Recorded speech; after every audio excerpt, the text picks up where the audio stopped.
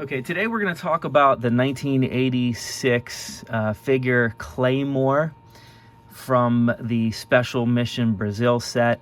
Obviously, the first thing I want to mention is that this is not a card that actually existed.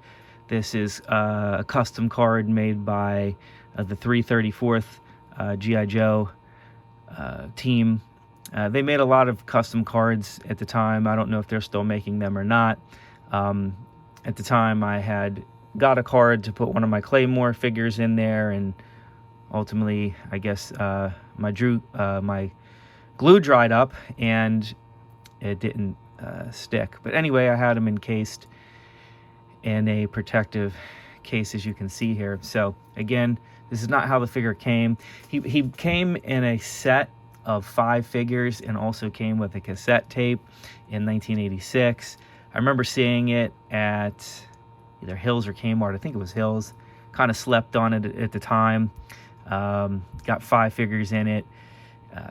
But most of them were repaints of some other figures. And they were going on this reconnaissance mission in South America. You had wetsuit, dial tone, mainframe, and leatherneck. All their uniform colors were changed. And then they introduced this new guy named Claymore. And you know, a Claymore is like a mine in the military where, you know, you activate the mine and it's going to shoot projectiles at you. So interesting name for him.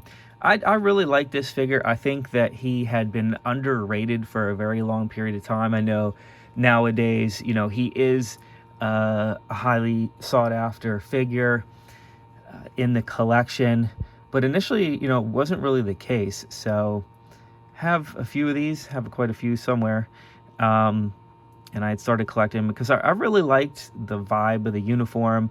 I really kind of had this infatuation with Brazil at one point, and you know, he's going down there, he's in the jungle. He has kind of like a camo. I don't know if you can consider it a jungle camo, but definitely its own style of figure. So this is Claymore.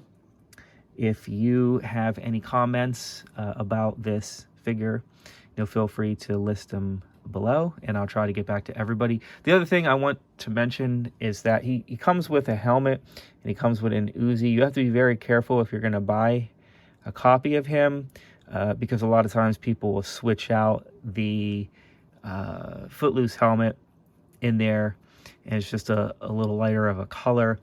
So don't be confused by that. Just double check. Your book, Collecting and Completing G.I. Joe Figures. He's figure number 107 in the book. You can look him up. Again, released in 1986. Give me your comments below. I'll try to get back to everybody. Thank you for watching. Subscribe, please.